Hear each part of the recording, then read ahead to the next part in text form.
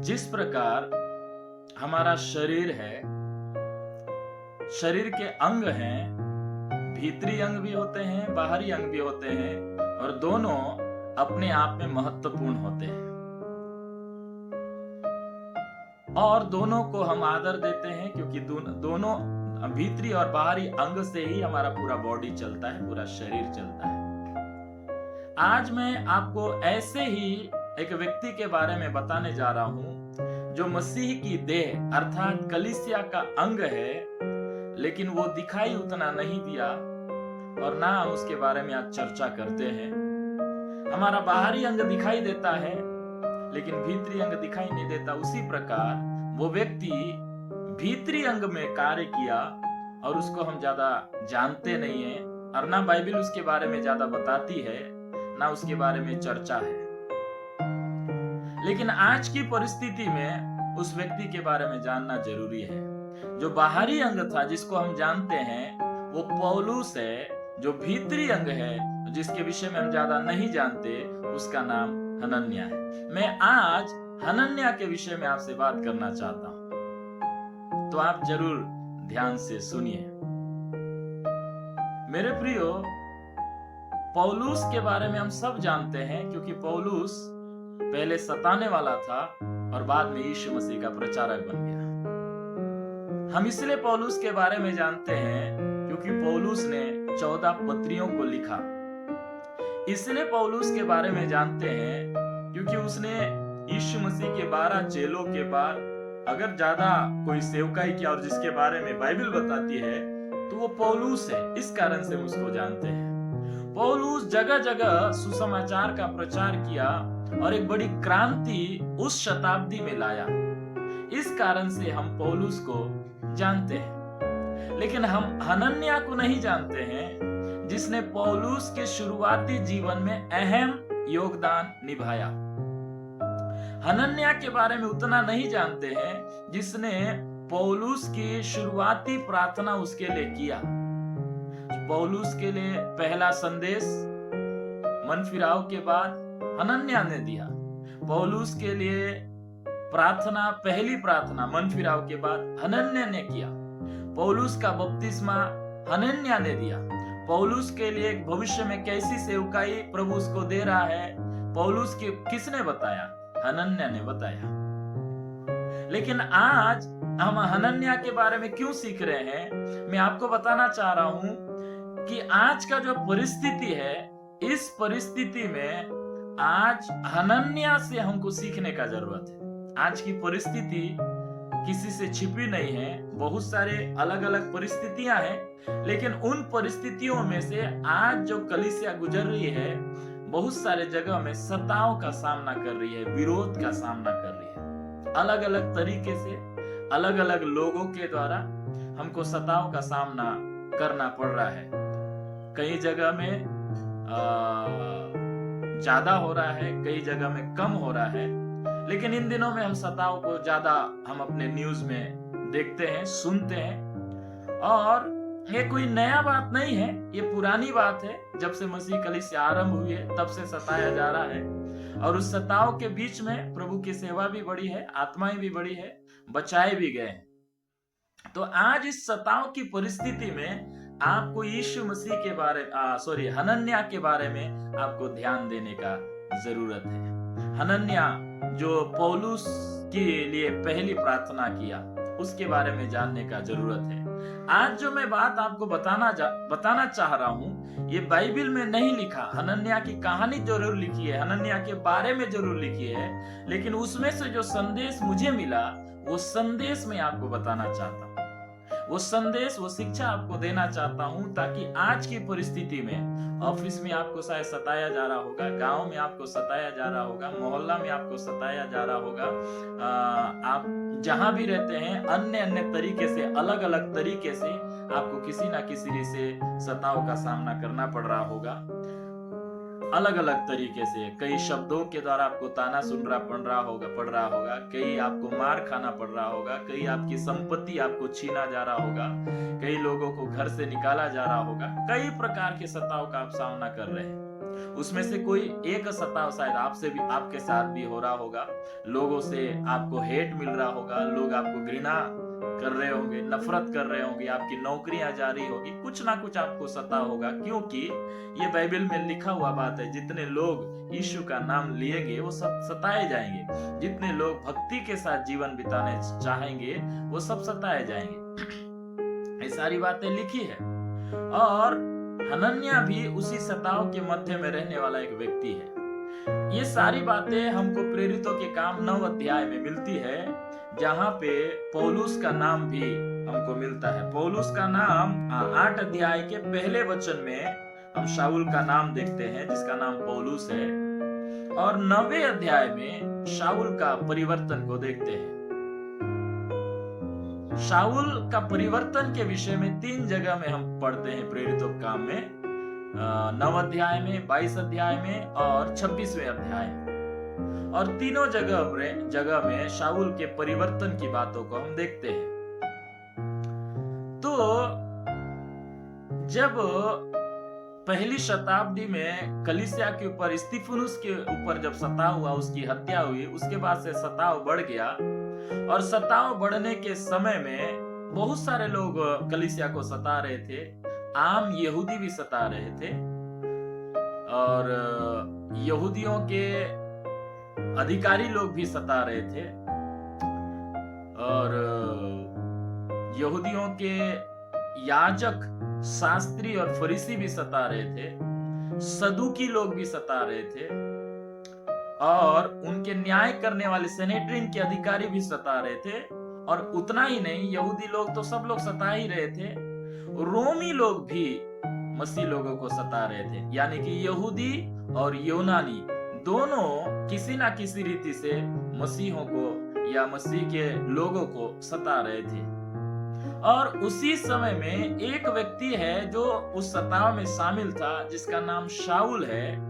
उसके बारे में मसीह की या उसके बारे में वचन हमको बताता है। उसके बारे में इसलिए बताता है क्योंकि बहुत सारे लोग बदल गए होंगे, विरोधी लोग, लेकिन जिस समय पौलुस को बदला गया, वो पौलुस को जो प्रभु ने बदला और उसे बहुतायत से इस्तेमाल किया, इसके कारण से उसका नाम को उजागर हम यहाँ होते हुए देखते हैं। तो बाइबल बताती है कि पौलुस ऐसे धुन में था कि मैं इस मसीह लोगों के विरोध में मुझे कुछ करना है, कुछ अपना योगदान देना। उसके अंदर में एक आग था प्रभु के या मसीह लोगों को, विश्वासी लोगों को सताने के लिए और सेवा को खत्म करने के लिए, सेवा को बंद करने के लिए।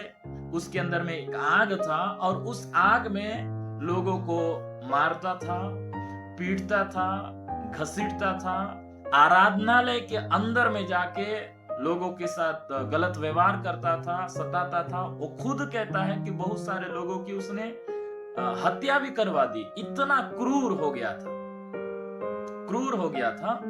और उसी कड़ी में उसके मन में, उसके दिमाग में एक बोलते हैं ना भूत सवार हो गया था, एक धुन उसके अंदर में लग गया था। वो यरूशलेम के लोगों को सताता था, अब उसके अंदर में एक लक्ष्य आ गया, मैं बाहर के लोगों को भी सताऊंगा, बाहर के लोगों को भी बंदीगृह में लाऊंगा। उसी कड़ी में वो यरूशलेम से निकल के दमिश्क के लोगों को सताने के लिए जा रहा था परमिशन के साथ। और जब वो दमिश्क की ओर जा रहा था, तब दमिश्क में पहुंचने से पहले प्रभु यीशु मसीह ने उसको दर्शन दिया, उससे बातें किया। और बात करने के बाद उसके यीशु मसीह के साथ साक्षात्कार होने के बाद उसका मन बदल गया और प्रभु यीशु मसीह ने उसको एक व्यक्ति के घर में भेजा, यहूदा के घर में। और जैसे ही उसको दर्शन मिला, वो देखना बंद हो गया और उसको उठाकर यहूदा के घर में ले गए। और यहूदा के घर में वो 3 दिन रहा। 3 दिन से उसने खाया पिया नहीं, 3 दिन वो उपवास के साथ था, 3 दिन वो प्रार्थना कर रहा था। और इन 3 दिनों के भीतर में बाइबल बताती है उसने एक दर्शन देखा। और दर्शन ऐसा था कि हनन्याह नामक एक व्यक्ति आया, उसके सिर पर हाथ रखा और उसके लिए प्रार्थना किया और उसकी आंखें खुल गई। ये दर्शन भी उसने देखा। और उसी समय में प्रभु ने एक और व्यक्ति को दर्शन दिया जिसका नाम था हनन्याह। आज हमारे संदेश का मुख्य हीरो है हनन्याह। हनन्याह को प्रभु दर्शन देके कहते हैं, ये हनन्याह उठकर उस गली में जा जो सीधी कहलाती है, और यहूदा के घर में शाऊल नामक एक तरसुस वासी को पूछ, क्योंकि देख वह प्रार्थना कर रहा है। और उसने हनन्याह नामक एक व्यक्ति को, एक पुरुष को भीतर आते और अपने ऊपर हाथ रखते देखा है, ताकि फिर से दृष्टि पाए। तब तुरंत हनन्याह बोलता है, हे प्रभु, मैं इस मनुष्य के विषय में बहुतों से सुना है। ये कैसा व्यक्ति है? ये तेरे लोगों के विरोध में बड़ा बड़ा काम किया है, पवित्र लोगों को सता रहा है, मार रहा है, घसीट रहा है, जेल में डाल रहा है। प्रभु, इसके विषय में मैंने सुना है, और यहाँ पर भी लोगों को सताने आया है दमिश्क में। लेकिन प्रभु उसको बोलता है, नहीं नहीं नहीं, जो बात तू बोला सही है, लेकिन अब तू जा उसके लिए प्रार्थना कर, क्योंकि वह मेरे लिए चुना हुआ पात्र है। राजाओं के सामने, हाकिमों के सामने मेरी गवाही देने के लिए चुना हुआ पात्र है, और उसके भविष्य में कितना दुख उठाना पड़ेगा मैं उसे बताऊंगा। तब हनन्याह गया, उसके लिए प्रार्थना किया, और वो देखने लगा। और बपतिस्मा भी हनन्याह ने दिया। प्रभु के द्वारा जो संदेश उसको दिया गया था कि तू प्रभु का चुना हुआ पात्र है, प्रभु का सेवा करेगा, और वो सेवकाई के लिए उसको भेजने वाला भी हनन्याह था। लेकिन आप एक बात को सोचिए और एक बात को जानिए, जब यीशु मसीह संसार में थे, उसने कहा था कि सताव के समय में क्या क्या करना है। सताव तो होगा, तो प्रभु यीशु मसीह ने कहा, जब तुम्हें सताए तब तुम आनंदित और मगन होना, क्योंकि स्वर्ग में तुम्हारे लिए बड़ा प्रतिफल है। यीशु मसीह ने कहा था, सताव के समय में तुम सताने वालों के लिए प्रार्थना करना। प्रभु यीशु ने कहा था, जब तुम्हें कोई सताए तो ये तुम्हारे लिए गवाही देने का अवसर होगा। और एक और बात को बोला था जो आज इस समय आपको ध्यान देना है। यीशु मसीह ने कहा, जब कोई तुम्हें एक नगर में सताए तो दूसरे नगर में चले जाना। मैं आपको बताना चाहता हूँ, शायद जब यहाँ हनन्याह को दमिश्क के लोगों को सताया जा रहा था, बहुत सारे लोगों ने उनको सताया होगा, या शाऊल से पहले उन लोग उनके लिए प्रार्थना कर रहे थे, सताने वालों के लिए उनसे प्रेम कर रहे थे, और जब सताया जा रहा था तो आनंदित हो रहे थे दमिश्क में। और लेकिन एक काम को उन्होंने नहीं किया। वो काम क्या है मालूम? वो एक नगर दमिश्क को छोड़ के दूसरे नगर की ओर हनन्याह नहीं गया। हो सकता है बहुत सारे लोग चले गए, क्योंकि उन लोगों ने सुना था, लोग चेलों के द्वारा एक जगह में चला सताए तो दूसरे जगह में चला जाना, और ऐसे ही हुआ। दूसरे जगह में जब सताया जा रहा था स्तिफनुस के समय में, बहुत सारे लोग तितर बितर हुए, सुसमाचार को प्रचार किया। लेकिन दमिश्क में एक व्यक्ति ठहर गया, और उस व्यक्ति का नाम है हनन्याह। क्यों ये ठहर गया, ये जरूरी है। सताव के मध्य में उसने बुद्धिमानी के साथ व्यवहार नहीं किया क्या? उसने सताव के मध्य में यीशु मसीह के इस आदेश का पालन क्यों नहीं किया कि दूसरे नगर में क्यों नहीं गया? मैं विश्वास करता हूं उसने परमेश्वर की आवाज को सुनने के लिए इंतजार किया, परमेश्वर की आज्ञा को सुनने के लिए इंतजार किया, क्योंकि परमेश्वर की आत्मा ने उसको छोड़ने के लिए, उस नगर को छोड़ने के लिए उसको मना किया। इस कारण से उस नगर को उसने नहीं छोड़ा, दमिश्क को नहीं छोड़ा। क्यों नहीं छोड़ा?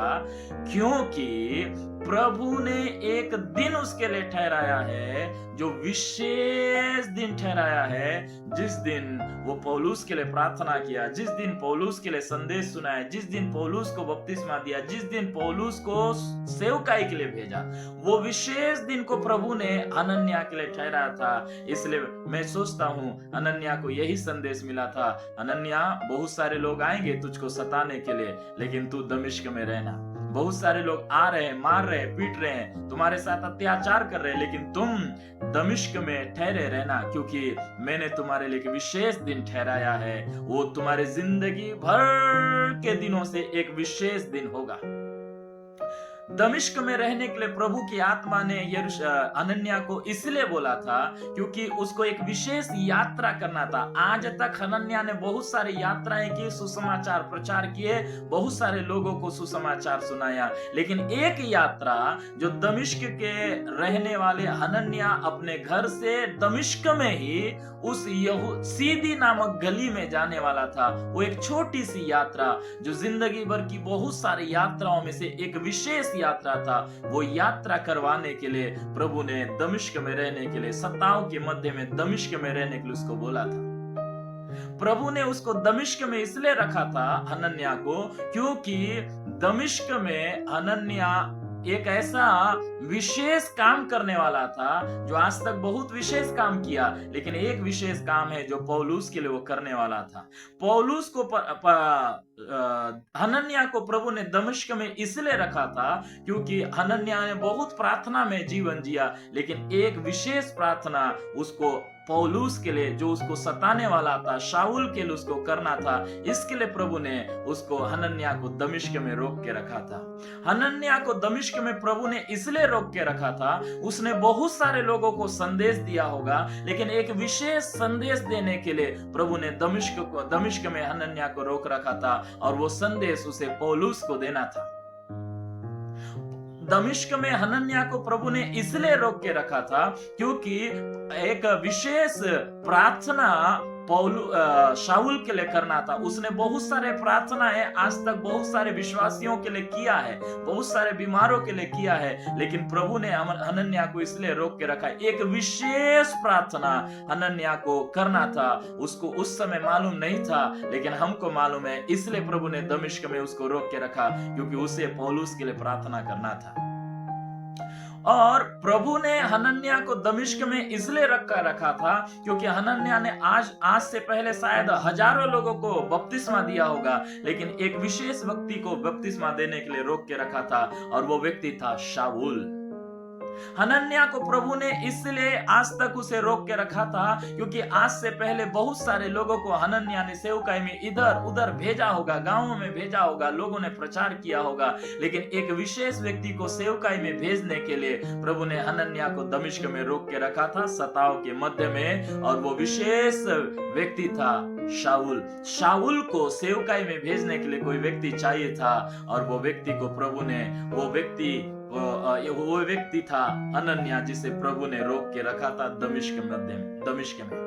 इस सताओं के मध्य में वो दूसरे जगह में जा सकता था, दूसरे जगह में प्रचार कर सकता था, दूसरे जगह में सुसमाचार सुना सकता था, दूसरे जगह के लोगों को बपतिस्मा दे सकता था, दूसरे जगह के लोगों के लिए प्रार्थना कर सकता था, दूसरे जगह के लोगों को सेवकाई में भेज सकता था, लेकिन प्रभु ने उसको दमिश्क को छोड़ने नहीं दिया क्योंकि वो उसके लिए एक विशेष दिन रखा था, एक विशेष यात्रा रखा था, एक विशेष प्रार्थना रखा था, एक विशेष प्रचार रखा था, एक विशेष बपतिस्मा रखा था, एक विशेष सेवा रखा था, सेवकाई के लिए भेजने के लिए एक विशेष दिन प्रभु ने उसको ठहरा रखा था, ताकि वो विशेष दिन पौलुस के लिए वो इस्तेमाल हो। आप जानते हैं वो विशेष व्यक्ति हनन्याह था। हनन्याह ही है जिसने पौलुस के लिए वो संदेश सुनाया, पौलुस के लिए प्रार्थना किया, पौलुस को बपतिस्मा दिया, पौलुस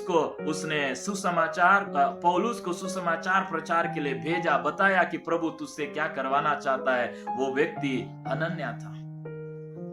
सताओ के मध्य में मेरे प्रियो बहुत सारे लोग सताने आए, लेकिन पौलुस जब सताने आया उस तक नहीं पहुंचा, और वो दमिश्क में पहुंचने से पहले उसको प्रभु ने दर्शन दिया। लेकिन मैं आपको बताना चाहता हूं, जिंदगी की एक नई शुरुआत सताने वाले से सताने वाला शाऊल प्रभु की सेवा और प्रचार करने वाला सेवक बन गया। उस जिंदगी की नई शुरुआत में, नई पारी में प्रभु ने एक व्यक्ति को तैयार रखा था, वो हनन्याह था। पर्दे के पीछे उसने काम किया। मैं आपको बताना चाहता हूं, यदि हनन्याह उस जगह को छोड़ के चला जाता, प्रभु किसी और को इस्तेमाल करता। आज हम हनन्याह को नाम को नहीं जानते, लेकिन हनन्याह उस जगह में प्रभु की आवाज को सुन के रुका रहा, और उसके द्वारा एक व्यक्ति खड़ा हुआ जिसका नाम है शाऊल। मैं आज आपको इस संदेश के द्वारा ये बताना चाहता हूं मेरे प्रियो, आप जिस जगह में हैं, जिस जॉब में है, जिस गांव में है, जिस काम में है, जिस शहर में है, जिस कलीसिया में है, जिस क्षेत्र क्षेत्र में हैं, वहां पे हो सकता है बहुत सारे लोगों की ओर से आपको सताव किया जा रहा है, बहुत सारे लोगों की ओर से आपको गाली सुनना पड़ रहा है, डांट सुनना पड़ रहा है, ताना सुनना पड़ रहा है, मार खाना पड़ रहा है, आपको घर से बाहर निकाल दिया जा रहा है, आपका संपत्ति को छीना जा रहा है, आपको नाना प्रकार से आपको प्रताड़ित किया जा रहा है। लेकिन मैं आपको बताना चाहता हूं, प्रभु की आवाज को सुनने का कोशिश कीजिए, प्रभु की आवाज को सुनिए, प्रभु की अगुवाई को सुनिए। उस समय से पहले आप उस जगह को, उस काम को, उस जॉब को, उस नगर को मत छोड़िए जब तक प्रभु आपको नहीं बोलता। आपको समझदारी दिखाना पड़ेगा, सांप के समान चतुर और कबूतर के समान बोलना पड़ेगा, ये सारी बातें सही है। लेकिन प्रभु आपकी प्रार्थना के द्वारा शाऊल जैसे सताने वालों को बदल रहा है। विश्वास कीजिए, सताने वालों के लिए प्रार्थना करना शुरू कीजिए, सताने वालों के लिए घुटना टेककर प्रभु के सामने रोना शुरू कीजिए, उनके लिए उपवास करना शुरू कीजिए, क्योंकि आपकी प्रार्थना कई पौलुसों को खड़े करने जा रहा है। आपकी प्रार्थना कई सताने वालों को जिंदगी को बदलने जा रहा है। आपकी प्रार्थना कई सताने वालों का जीवन को परिवर्तित करके उन्हें मसीह का सेवक बनाने जा रहा है। आपकी प्रार्थना कई लोगों की जिंदगी को बदलेगा, और ना केवल बदलेगा बल्कि वो प्रभु का सेवक बनेंगे। इसीलिए आप जब तक प्रभु आपको ना कहे, उस जगह को नहीं छोड़िए, उस काम को नहीं छोड़िए, उस व्यक्ति को नहीं छोड़िए, उस गांव को नहीं छोड़िए, उस शहर को नहीं छोड़िए, जब तक प्रभु आपको नहीं बोलता। मेरे प्रियो, मैं आपको जानबूझ के आग में कूदने के लिए नहीं बोल रहा हूँ। मैं एक बात को बोल रहा हूँ कि प्रभु की आवाज को सुनने का कोशिश कीजिए, प्रभु की अगुवाई को पाने का कोशिश कीजिए, क्योंकि आप एक व्यक्ति को जो सताने आ रहा है, लाखों लोग सताने आएंगे, लेकिन उन लाखों लोगों में, हजारों लोगों में, 100 लोगों में, 50 लोगों में, 10 लोगों में एक ऐसा व्यक्ति होगा जो आपकी प्रार्थना के द्वारा बदलेगा। हजारों लोग होंगे सताने वाले, सता के चले जाएंगे, लेकिन प्रभु ने एक ऐसा व्यक्ति हो सकता है आपके लिए चुन के रखा हो, एक झुंड ऐसा हो सकता है जो आपके लिए चुन के रखा हो, एक गांव ऐसे प्रभु ने चुन के रखा है जो आपके द्वारा बदलेगा, एक शहर ऐसा होगा जो आपके द्वारा बदलेगा, एक जिला ऐसा होगा जो आपके द्वारा बदलेगा। इसलिए मेरे प्रियो, हनन्या के जैसे विश्वास में स्थिर रह के उसी जगह में, उसी व्यक्ति के साथ, उसी समय तक, जब तक प्रभु चाहेगा तब तक बने रहिए। लेकिन याद रखिए, बुद्धिमानी के साथ रहिए, प्रभु की आवाज को सुनिए, प्रभु की अगुवाई को सुनिए, क्योंकि आपके द्वारा प्रभु बहुत तेरे पौलुसों को खड़े करने जा रहा है। सताव के मध्य में आप भी होंगे, लेकिन प्रार्थना करना मत छोड़िए। सताव के मध्य में आप होंगे, विश्वास को थामे रहिए। सताव के मध्य में आप होंगे, प्रभु की आवाज को, प्रभु के दर्शन को देखते रहिए, प्रभु की आवाज को सुनते रहिए, क्योंकि आपके द्वारा बहुत तेरे सताने वाले लोग बदलने जा रहे हैं। In the name of Jesus, यीशु के नाम में। शायद आपके बारे में कोई नहीं जानेगा, हनन्या को कोई नहीं जानता उतना, शायद आपके बारे में आपकी कलीसिया नहीं जानेगी, नगर नहीं जानेगा, देश नहीं जानेगा, कोई नहीं जानेगा। लेकिन मेरे प्रियो, आपके बारे में दुनिया जाने या ना जाने, लेकिन इस कलीसिया का सिर यीशु मसीह आपको जानेगा। चाहे भीतरी अंग हो, चाहे बाहरी अंग हो, वो यीशु मसीह हर एक को नाम बनाम जानता है। इसलिए मेरे प्रियो, आप स्थिर रहे, जहां प्रभु आपको रखता है वहां आप स्थिर रहे। आपके लिए बहुत सारे लोग आएंगे, लेकिन उनमें से कोई व्यक्ति हो सकता है, कोई ग्रुप हो सकता है, कोई गांव हो सकता है, कोई नगर हो सकता है, कोई जिला हो सकता है, कोई एरिया हो सकता है, जिसको आपके स्थिर रहने के कारण से, आपकी प्रार्थना करने के कारण से प्रभु बदलने जा रहा है। विश्वास के साथ स्थिर रहें, और यदि आप सताव के मध्य में हैं तो प्रभु की आवाज को सुनने का कोशिश कीजिए, क्योंकि आप व्यर्थ नहीं है उस जगह में, आप बिना मतलब के नहीं है। प्रभु ने आपको वहां पे रोक के रखा है, तो एक विशेष पर्पस के, विशेष उद्देश्य के साथ आपको रोक के रखा है, क्योंकि आपके द्वारा प्रभु पौलुस जैसे लोगों को खड़ा करना चाहता है। आपके द्वारा शाऊल जैसे लोगों को प्रभु बदलना चाहता है। आपके द्वारा शाऊल जैसे लोगों का हृदय को परिवर्तन करके मसीह का दास, मसीह का चेला बनाना चाहता है। इसलिए मेरे प्रियो, जहां प्रभु आपको रखता है वहां विश्वास में स्थिर रहे, क्योंकि प्रभु ने आपको एक दिन, एक विशेष आपके लिए दिन रखा है, एक विशेष प्रार्थना आपके लिए रखा है, एक विशेष संदेश आपके लिए रखा है, एक विशेष विधि आपके लिए रखा है, एक विशेष सेवकाई आपके लिए रखा है। वो सेवा आपको करना है, और वो सेवा जब तक नहीं होगा तब तक आप विश्वास में स्थिर, प्रार्थना में मजबूत और प्रभु की आवाज को सुनते रहे। और आपके लिए आपका वो दिन आ रहा है, आपकी प्रार्थना लोगों को बदलने जा रही है यीशु के नाम से।